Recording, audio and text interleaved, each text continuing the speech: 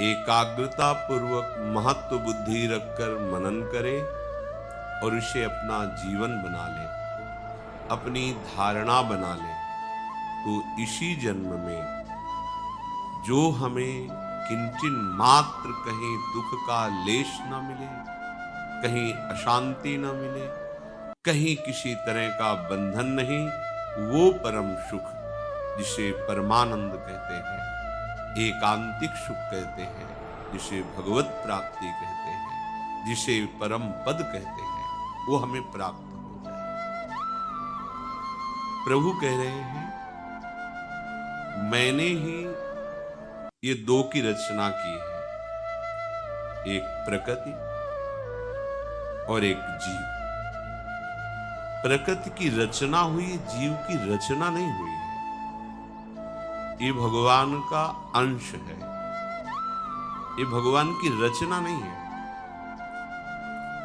स्वयं भगवान अपने अंश से सबकी आत्मा के रूप में स्फुरित हो रहे हैं। श्री भगवान संपूर्ण ज्ञान समुद्र हैं। यदि हम ध्यान पूर्वक सुने तो जहां हमारा फसाव है, हम उससे मुक्त हो जाएं। ये किसी क्रिया से फसाव नहीं हटेगा। यदि आपको ऐसा कुछ भ्रम हो कि मैं तपस्या या कोई बहुत बड़ी क्लिष्ट क्रिया करके इस फसाव को मुक्त कर लेंगे, तो असंभव। क्योंकि क्रिया के करने का जो भाव है वही फसाव है। ये बड़ा सूक्ष्म विषय है।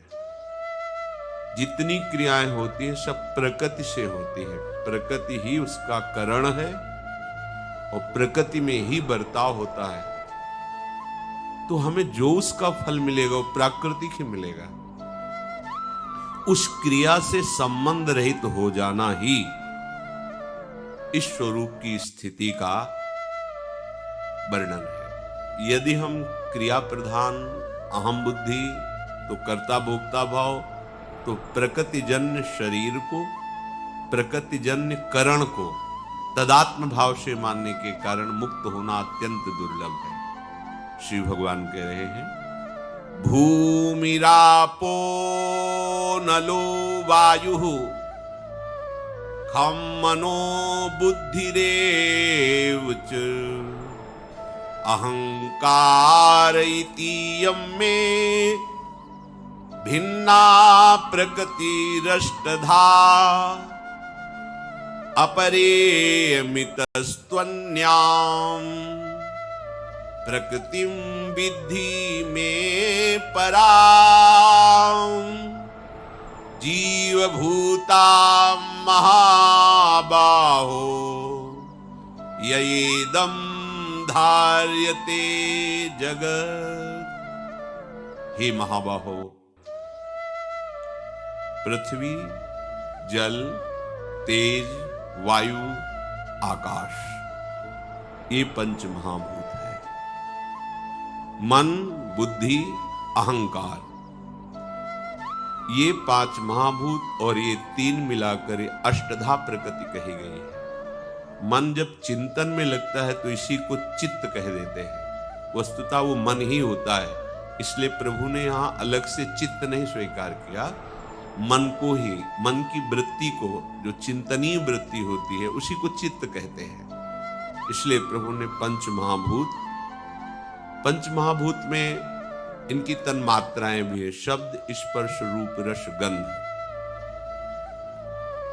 ये 8 प्रकार की फंसाने वाली प्रकृति है। समझना, बिल्कुल हमसे अलग है। पंचभूतों द्वारा रचित ये स्थूल शरीर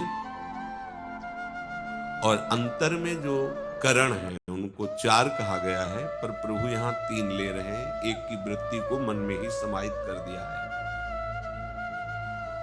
बुद्धि, मन और अहंकार, ये सूक्ष्म शरीर। और इसी अष्टधा प्रकृति का जो त्रिगुणात्मिका स्वभाव है वही कारण शरीर, इसलिए उसको वर्णन नहीं किया, कारण शरीर नहीं कहा, क्योंकि इसी प्रकृति के स्वभाव का परिणाम कारण शरीर होता है। मूल बात ये अष्टधा प्रकृति है। ये बिना जाने इसी काम ने हमारी दुर्गति कर दी है। फिर समझ लीजिए, प्रारंभ से लेकर भगवत प्राप्ति तक आपको जो गिरा सकता है उसका नाम है काम। सब कुछ त्यागने में आप समर्थ हो सकते हैं। जब तक उपासक थोड़ा भी इसके प्रति राग रखेगा तो खरा नहीं उतर पाएगा। पुस्तकीय ज्ञान से कोई काम पर विजय प्राप्त नहीं कर सकता। कोई बाहरी क्रियाओं से अपने को इस काम से नहीं बचा सकता। ये महापुरुषों की बात है। अज्ञानी ही अपने को मान लेता है कि मैं ज्ञानी हो गया हूं, मैं बड़ा भारी उपासक हूं। यदि उसे काम में थोड़ा भी राग है तो अज्ञानी ही है, पर अपने को ज्ञानी मानता है। तूने सब भूतों में विराजमान प्रभु को जो आनंद स्वरूप है उनकी प्राप्ति के लिए ठान लिया, तो पेश अंधकार में काम को क्यों स्वीकार करते हो? यही आश्चर्य की बात है कि उपासक हो करके तुम काम को स्वीकार करते हो। आस्थितः परमाद्वैतम मोक्षार्थे व्यवस्थितः आश्चर्यम कामवसगो विकलः केलि शिक्षया। बिना ये बात जाने तुम द्वंद्वों से मुक्त नहीं हो सकते, भगवत प्राप्ति नहीं कर सकते। ये सृष्टि मायाकृत है और तुम स्वयं भगवान के अंश हो। तुम पूर्ण हो, तुम्हें किसी भी विषय सुख की जरूरत नहीं है। अपने स्वरूप को, अपने स्वामी को भूल करके तुम आसक्त हो गए हो इस देह में। इसलिए तुम्हें अपने मन, बुद्धि, चित्त, अहंकार, इसमें जो काम स्फुरणा हो रही उसे मिटाना होगा। ऐसी स्थिति तुम्हें लानी होगी कि सारा जगत जो काम क्रीड़ा में लगा हुआ है, कामाभ्यास में रत है, भोगाभ्यास में रत है, तुम्हें ब्रह्माभ्यास, भगवदाभ्यास में स्थित होना है।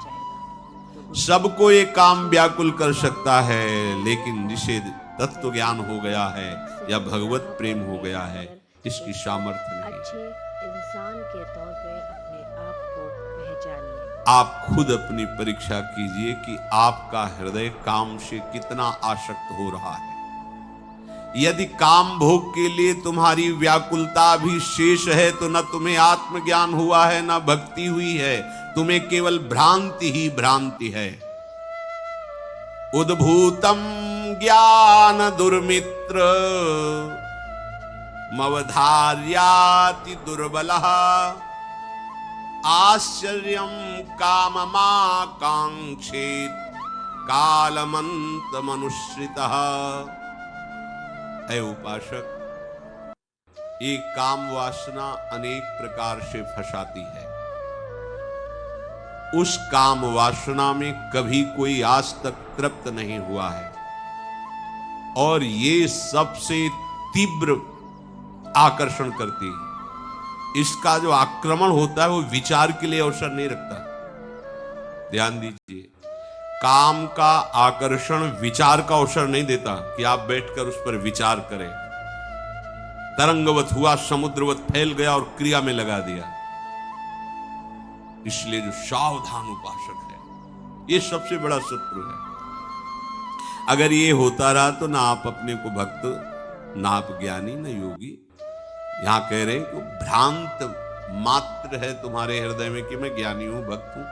यही सबसे बड़ा शत्रु। भगवान ने भी पीछे आदेश किया, ये काम बड़ा शत्रु है, ज्ञानियों का शत्रु है। ज्ञानियों की बात नहीं की, आपको इसे मारना होगा। अर्जुन, ये कभी ना अघाने वाला तुम्हारा बहुत बड़ा दुश्मन है। मित्रों, मैं आशा करता हूं कि आपने इस वीडियो से बहुत कुछ सीखा होगा। वीडियो को लाइक और शेयर करके कमेंट में जय श्री राधे कृष्ण लिखना न भूले, और ऐसे ही ज्ञानवर्धक वीडियो को पाने के लिए हमारे चैनल को सब्सक्राइब करके घंटी जरूर बजा दे। भगवान श्री कृष्ण आपको हमेशा प्रसन्न रखे। जय श्री राधे कृष्णा।